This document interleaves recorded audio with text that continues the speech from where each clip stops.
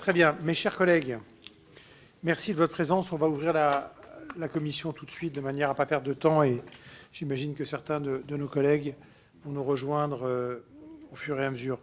On interrompra la séance au moment des votes sur les motions de rejet, de manière à ce que quelques petites minutes, de manière à nous laisser le temps d'aller faire l'aller-retour jusqu'à l'hémicycle. Avant que nous rentrions dans le vif du sujet de notre ordre du jour et que nous accueillions tous ensemble Monsieur Lejeune, le président de la 6e chambre de la Cour des comptes, les personnes qui l'entourent pour nous parler des urgences à l'hôpital, quelques annonces générales. D'abord, la conférence des présidents de mardi dernier a décidé d'inscrire à l'ordre du jour de la semaine de l'Assemblée, à compter du mardi 3 décembre, 3 textes qui sont renvoyés à notre commission. Il s'agit des propositions de loi visant à la création d'un centre hospitalier universitaire en Corse, une proposition de loi visant à optimiser la protection et l'accompagnement des parents d'enfants atteints de cancer, de maladies graves et de handicap, et une proposition de loi sur le remboursement intégral des fauteuils roulants par l'assurance maladie. J'ai été saisi des candidatures respectives de Paul-André Colombani, de Vincent Thiebaud et de Sébastien Pétavy pour être rapporteur de ces 3 textes dans l'ordre dans lequel je les ai donnés. S'il n'y a pas d'objection, il en est ainsi décidé.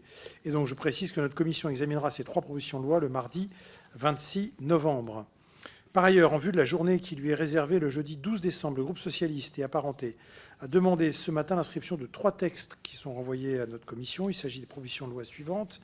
La proposition de loi adoptée par le Sénat relative à l'instauration d'un nombre minimum de soignants par patient hospitalisé. Une proposition de loi prenant des mesures d'urgence pour protéger nos enfants accueillis en crèche privée à but lucratif et une proposition de loi visant à former les jeunes aux premiers secours en santé mentale. J'ai été saisi des candidatures respectives de Guillaume Garot, Céline Hervieux et Chantal Jourdan pour être rapporteur de ces 3 textes. S'il n'y a pas d'objection, nous en décidons. Voilà, ces 4 propositions de loi seront examinées mercredi 4 décembre. 3 décembre ? Non, 3 propositions. J'ai dit quoi ? 4, pardon, 3 propositions de loi. 4 décembre. Les chiffres sont en bon ordre.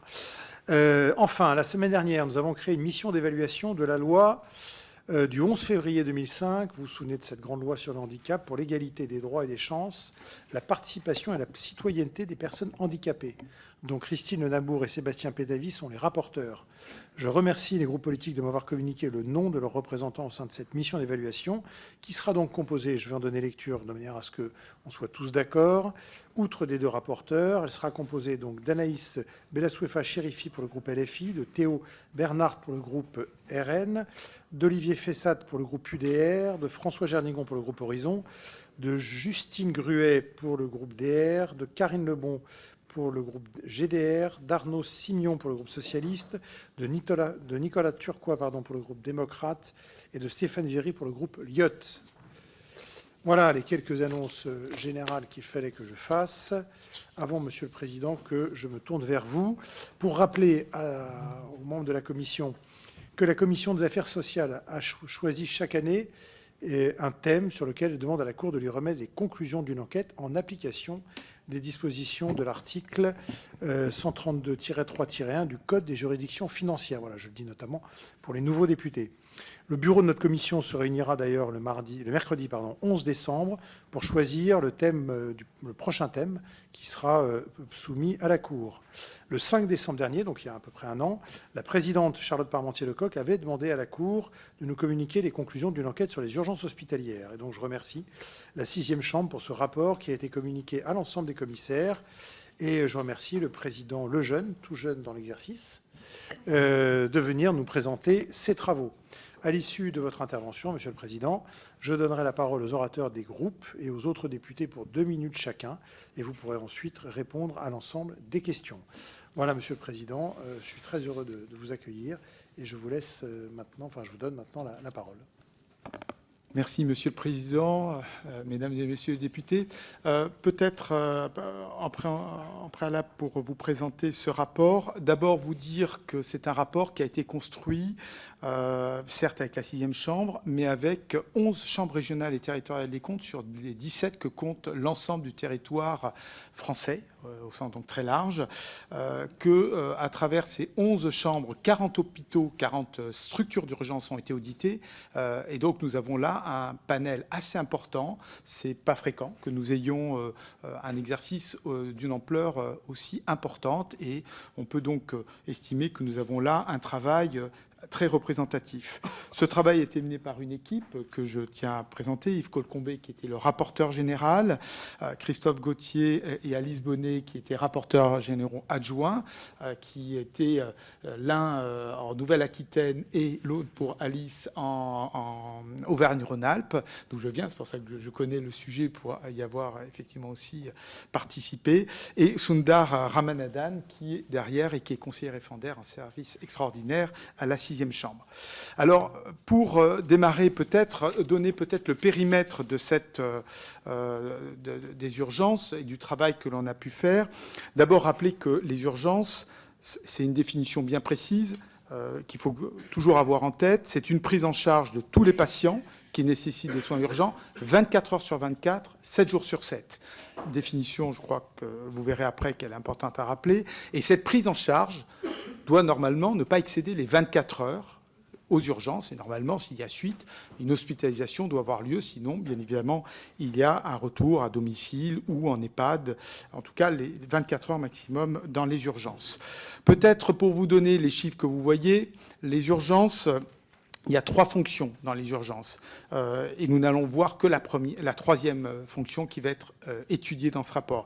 Peut-être quand même pour mémoire de rappeler que vous avez les appels et l'orientation des patients qui se font à travers 2 dispositifs qui sont le SAMU, donc c'est le centre 15, il y en a 100, un par département, et vous avez les services d'accès aux soins, le SAS, qui, là aussi, un par département maintenant, qui ont été mis en place progressivement et qui viennent effectivement épauler le SAMU. Juste quand même une donnée, près de 30 millions d'appels quand même au SAMU. Je donne toujours ces chiffres parce que souvent, il arrive de voir des problèmes. Il faut toujours avoir en tête la dimension du dispositif qui est à la disposition des Français.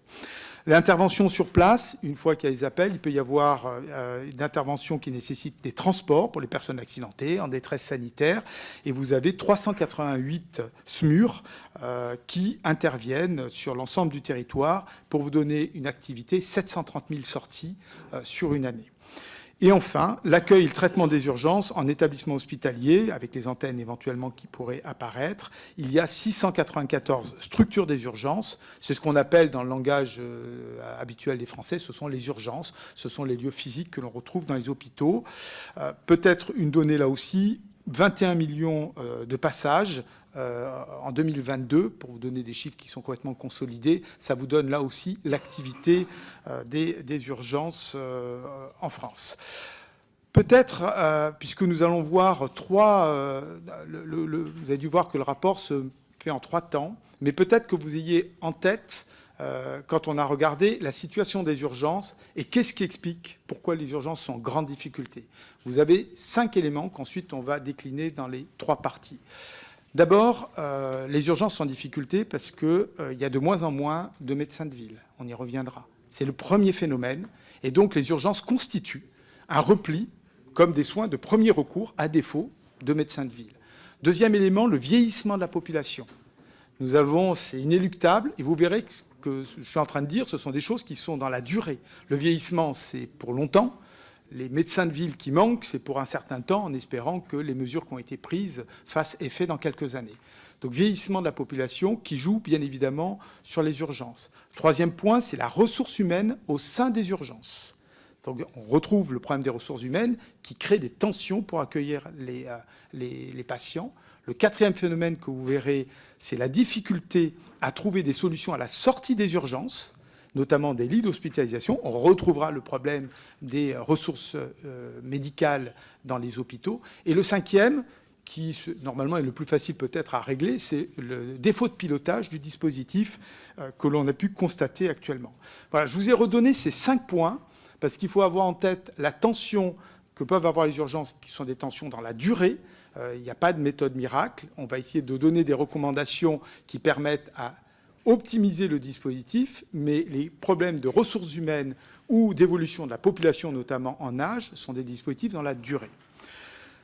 Alors, premier point que je vous propose, qui concerne effectivement l'arrivée dans les urgences, donc les deux premiers points. D'abord, un graphique qui va vous être donné qui vous montre l'accroissement du recours aux urgences. Je dirais que les urgences sont dans un phénomène d'augmentation continue avec un creux qui a été pour les urgences, j'ose pas dire salvateur, mais en tout cas ont eu des conséquences d'un repli des arrivées. Mais bien évidemment, une fois passée cette crise, on voit que le phénomène d'augmentation reprend et on a effectivement une augmentation régulière des urgences avec quand même un phénomène qu'il faut avoir en tête. Je disais à peu près 21 millions de passages en 2022. C'est quand même 14 millions de personnes, 14 millions de Français qui sont passés au moins une fois. C'est-à-dire 20% de la population, dans une année, utilise les urgences. Donc ce n'est pas un petit phénomène, ce n'est pas quelques personnes qui passeraient tout le temps, c'est un phénomène massif. Avec un deuxième élément, il est vrai que certaines personnes consomment, entre guillemets, ou vont régulièrement aux urgences. Ceux qui vont au moins 3 fois ne sont que 2% de la population, donc qui vont fréquemment peu, mais ils consomment 28% des passages, donc qui pèsent fortement sur les urgences. Mais tout ça peut s'expliquer, on verra, par l'âge, par le manque de médecins de ville, par des situations sociales parfois difficiles, qui fait que les urgences deviennent un réceptacle pour une grande partie de la population. Les causes pour les urgences que je viens d'évoquer, peut-être pour redonner, c'est effectivement donc un manque de médecins de ville. Ça, c'est un point extrêmement important que je viens d'évoquer. Et des patients fragiles, plutôt des personnes âgées, polypathologiques, maladies chroniques. On retrouve effectivement les gens qui reviennent régulièrement et qui restent d'ailleurs souvent longtemps aux urgences. On va y revenir sur les durées, parce qu'ils n'ont pas toujours, voire pas du tout pour certains, de solution de sortie.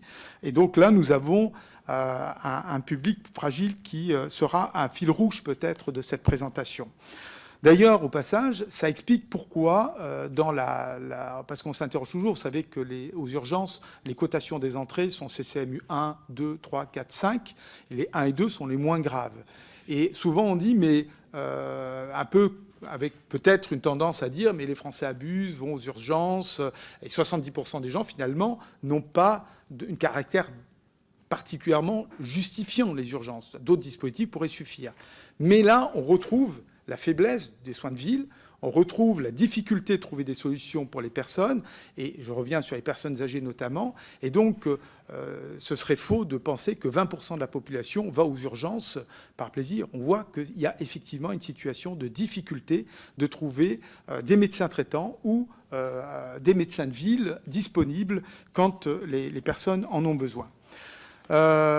Du coup, cette arrivée massive dans les urgences qu'on a pu constater, cette sursollicitation, puisqu'on a utilisé ce terme, conduit effectivement... alors, voilà, oui, il est là, parce que je ne le voyais plus, moi, de l'autre côté.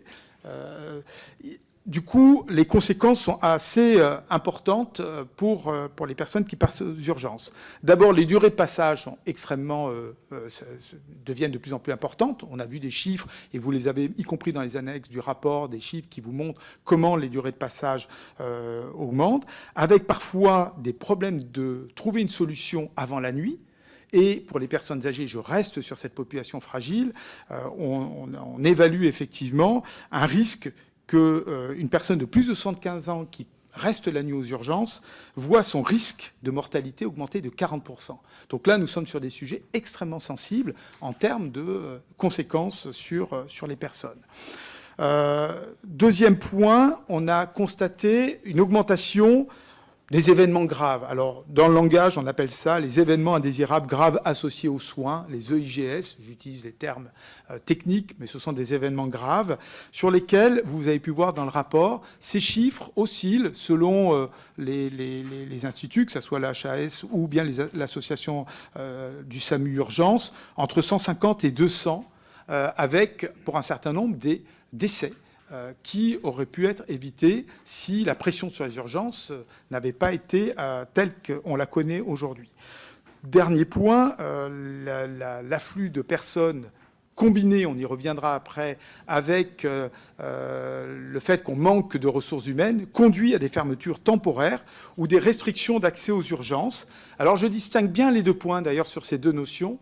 Les fermetures sont subies, c'est-à-dire que vous avez une fermeture et les appels aux urgences sont obligés de replier vers d'autres urgences pour prendre en charge les personnes. Donc c'est une difficulté dans les urgences.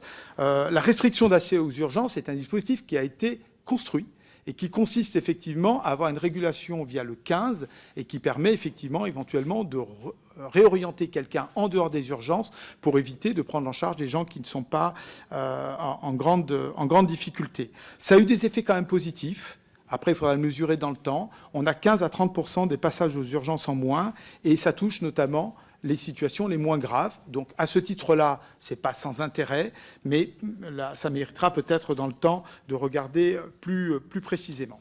Ça, ce sont les conséquences. Alors, la question qu'on a pu se poser et qui va amener à des recommandations, c'est le fait que les urgences ont besoin d'être épaulées sur une offre de soins non programmée, donc qui n'est pas suffisante aujourd'hui.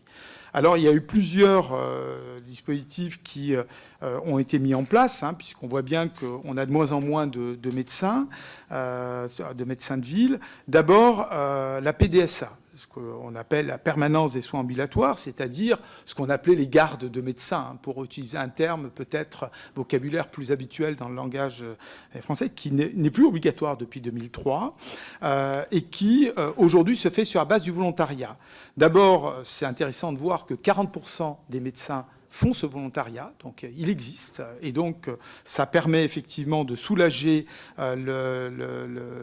les urgences, avec d'ailleurs des diversités selon les territoires. Vous comprenez bien que les territoires ruraux qui ont moins de médecins obligent à solliciter davantage les médecins de ville pour faire ces gardes.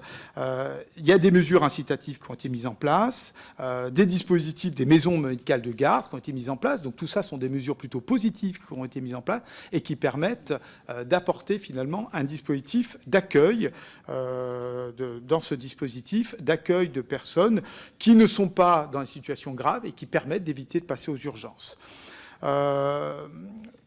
Deuxième dispositif, alors peut-être, parce que je fais un peu les recommandations en même temps, ce dispositif de PDSA, qui est un dispositif qui s'est mis en place de façon plutôt positive, peut-être ne s'est pas coordonné avec un dispositif qui s'est mis en place à côté, le SAS, qui sont les appels et qui normalement renvoient vers des médecins justement de garde. Et en fait, ces deux dispositifs, pour l'instant, ne parlent pas suffisamment entre eux. Et là, on pourrait gagner en performance en ayant des dispositifs qui se coordonnent et qui ne se coordonnent pas assez aujourd'hui. Autre dispositif qui se met en place aujourd'hui, qui monte en puissance, ce sont les centres de soins non programmés. Alors ça, ce sont des centres qui sont mis de façon privée, libérale, qui sont mis en place de façon pas inintéressante. Elles ont un rôle. Il y en a 300 à peu près aujourd'hui. Mais ces dispositifs ne sont pas régulés aujourd'hui. Donc ils se mettent en place sur l'initiative de certains médecins avec deux impacts. Un, parfois ils se mettent en concurrence étonnamment avec des dispositifs existants. Ils ne sont pas coordonnés, ils ne sont pas autorisés. Donc finalement on a une perte d'efficacité. Et deuxième point, ce sont souvent des médecins urgentistes qui prennent en charge ces centres. Ça veut dire qu'on a sorti des médecins urgentistes des urgences pour les mettre dans des soins, dans des centres de soins non programmés. Ça dépend des endroits, mais toujours. Mais je vous donne un panorama d'ensemble. Voilà. Donc, nous sommes arrivés, nous, à un certain nombre de recommandations sur ce premier temps. D'abord, 4 recommandations que vous voyez. Les EIGS qu'il faudra effectivement mieux voir et mieux évaluer. Et puis, des dispositifs de meilleure organisation, soit vous coordonnez la gestion des équipes de médecins intervenant en PDSA et au SAS. La quatrième, c'est l'autorisation spécifique des centres de soins non programmés, pour que ça soit plus cohérent avec les dispositifs existants. Le troisième, que j'ai moins évoqué, mais qui est une façon d'éviter le passage aux urgences, c'est pour les personnes âgées d'avoir des dispositifs qui manquent d'éviter le passage aux urgences et d'avoir une connexion directe entre la médecine de ville, les EHPAD, et une hospitalisation directe dans les hôpitaux, dans les services, et d'éviter ce passage qui est souvent très compliqué pour les personnes âgées et avec des résultats en santé, on l'a vu, plutôt mauvais. Ça, c'est le premier temps, c'est le problème du flux qui arrive à l'entrée des urgences et qui crée effectivement une tension. Le deuxième élément, ce sont les tensions internes. C'est-à-dire, une fois qu'on est aux urgences, vous avez effectivement un constat qui est connu, je crois, à peu près de tout le monde. D'abord, on manque de médecins urgentistes. Alors, peut-être un temps pour vous donner des informations, puisque des postes ont été créés. Alors, je rappelle toujours, il y a eu beaucoup de mesures qui ont été prises, et des mesures positives, à savoir que des postes ont été créés aux urgences en nombre important. Sauf que dans ces créations de postes, une partie sont restés vacants, 20%, vous l'avez vu dans le rapport. Et malgré ces vacances, on arrive quand même, en effectif réel, à avoir une augmentation de 7% entre 2018 et 2021. Donc il y a un progrès. Mais dans le même temps, vous l'avez compris, la pression sur les urgences, les besoins dans les urgences, les évolutions des populations et même les pratiques de travail dans les urgences font que les besoins sont supérieurs à cette hausse de 7%. Donc malgré tous les efforts qu'on fait et à cause des postes vacants, on se retrouve dans une situation qui reste extrêmement tendue dans les urgences. Alors pourquoi tant de postes vacants ? Vous l'avez dans le diaporama, hein, c'est la crise d'activité qui est liée à la pénibilité. D'attractivité qui est liée à la pénibilité et dans les conditions d'exercice. Hein. Ce sont des métiers difficiles que l'on retrouve et qui peut donner une tentation pour les médecins urgentistes d'aller chercher parfois à l'extérieur dans des conditions qui sont plus favorables et moins difficiles. Voilà, donc c'est un point qu'il faut avoir effectivement en tête.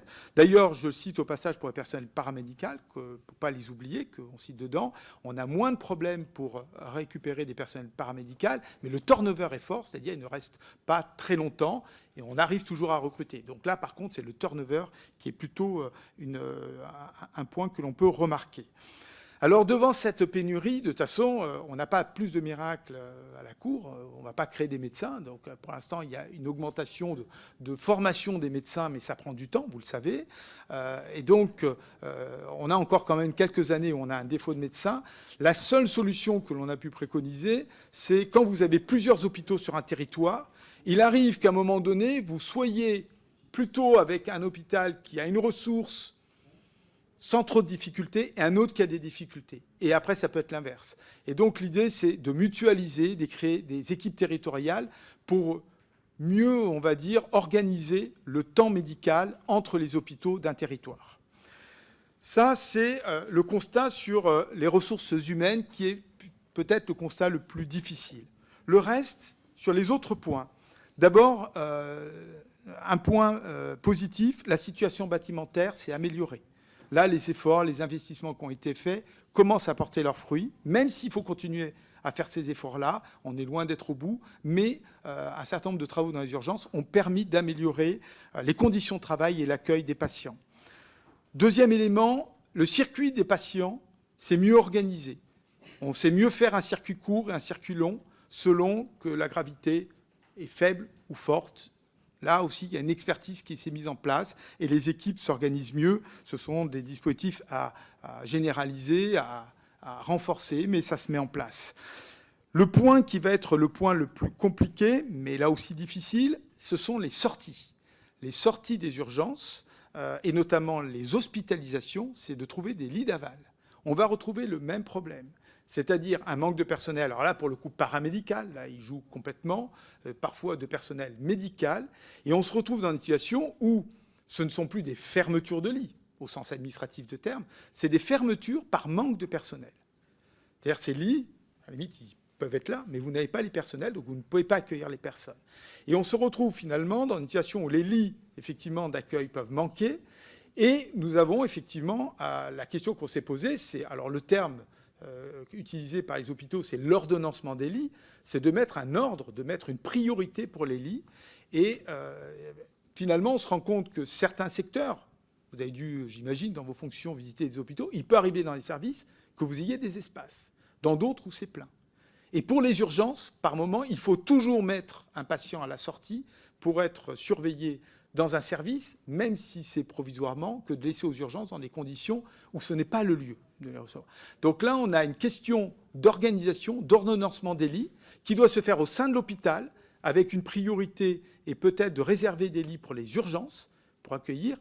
Et la question peut même se poser au niveau d'un territoire entre hôpitaux, puisqu'il peut y avoir des différences. Donc là, il y a un enjeu d'utilisation de façon optimale les lits d'hôpitaux en aval des urgences. Voilà pour les autres points peut-être qui vous est marqué en dernier. Pour les personnes âgées, parce que j'insiste sur cette population qui devient une vraie problématique dans les urgences, souvent les personnes âgées, à défaut de solution, on les met souvent dans des unités d'hospitalisation polyvalente, les UHCD. D'ailleurs, c'est une unité d'hospitalisation de courte durée. On les met dans ces endroits qui devraient être des durées limitées, des gens qui restent longtemps dans des conditions difficiles. Et là, il nous manque parfois des services, on va dire, réservés aux personnes âgées pour leur permettre d'avoir un lieu de prise en charge post-urgence et qui serait préférable. Donc là, effectivement, il y a un travail à faire pour organiser tout ce qui est en aval, vous avez compris, lit d'hospitalisation et particulièrement pour les personnes âgées.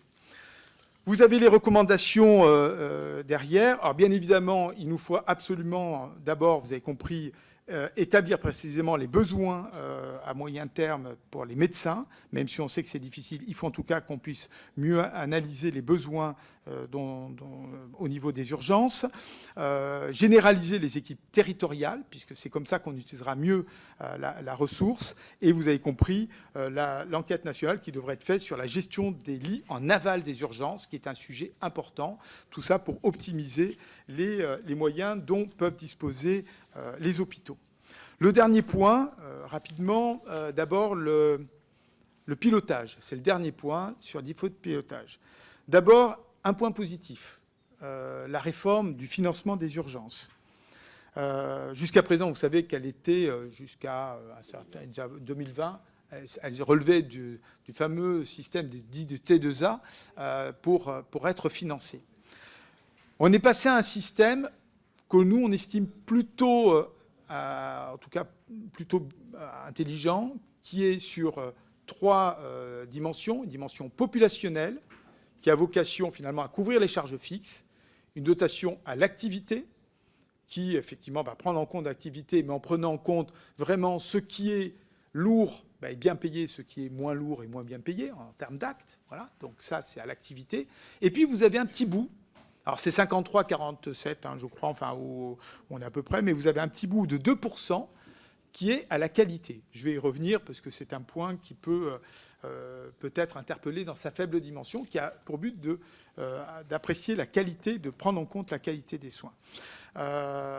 Sur ce point qualitatif, aujourd'hui, on estime en tout cas que ce point est mal pris en compte, pas suffisamment pris en compte, avec des indicateurs qui ne sont pas les bons. Et on devrait mieux prendre en compte la qualité des soins pour les patients. D'autres indicateurs interviennent, mais qui soient plus centrés sur cette dimension-là. Ensuite, deuxième point, alors là par contre c'est moins favorable, les données sont insuffisantes, les données que l'on a sur les urgences. D'abord, on manque de données. Alors, il faut avoir en tête que les outils informatiques, les outils de base de données sont fragiles, pas cohérents, pas interconnectés. Et donc, on se retrouve avec des dispositifs sur lesquels on connaît certaines données très mal, comme les ressources humaines, vous l'avez bien compris. Elles sont parfois pas fiables, les données. Par exemple, le niveau de gravité, comme elles sont déclarées sur différentes bases, selon que vous la déclarez dans les RPU, je cherche les résumés de passage aux urgences, qui sont plutôt la prise en charge sur les soins, va avoir une cotation dont on peut estimer qu'elle est meilleure que sur la facturation, dont parfois on a constaté qu'elle pouvait être surcotée pour effectivement avoir une prise en charge plus élevée. Donc elles ne sont pas cohérentes, elles ne sont pas fiables toujours, et en plus nous n'avons pas de continuité sur les données entre les différents dispositifs qui vont du SAMU jusqu'à la prise en charge aux urgences. Et donc, nous avons effectivement un certain nombre de ressaisies ou d'incohérences entre les dispositifs. Donc là, il y a un gros travail à faire, qui est une charge de travail pour les personnels, d'ailleurs, qui n'est pas forcément très intéressante, et en plus, qui ne permet pas d'avoir un pilotage fin du dispositif. Vous avez les recommandations derrière, peut-être sur la 11e recommandation, puisque les 3 premières relèvent ce que je viens de dire. La 11e, on a souhaité prendre aussi en compte les attentes quand même des patients. Et contrairement à d'autres pays, il n'y a aucune donnée. Quand vous allez dans les urgences, vous n'avez aucune information de là où vous allez. Vous ne savez pas les durées de passage, vous ne savez pas l'encombrement, vous n'avez pas des données de qualité des soins, vous n'avez pas d'informations. On vous en sort de partout. Hein. Vous avez sur les établissements scolaires, vous en avez sur tout ce que vous voulez. Vous avez des classements, etc. Pour les urgences, qui sont un point sensible, il n'y a aucune information qui est donnée aux patients. Et nous avons trouvé des dispositifs intéressants. Alors, le summum, le Premier président le cite à souhait, c'est le Québec, hein, par exemple. Vous avez des très bons exemples. Et ce serait là aussi une piste sur lesquels il pourrait y avoir un travail qui puisse donner des informations aux citoyens sur un service public qui n'est pas le moins sensible pour eux et dont je rappelle que 20% d'entre nous iront, enfin je ne le souhaite pas, hein, mais 20% de la population passe chaque année dans ce service par définition anxiogène et sur lequel une information ne serait pas inutile pour les rassurer. Monsieur le Président, voilà pour la présentation du rapport. Merci beaucoup. Merci, Monsieur le Président. Nous allons maintenant donc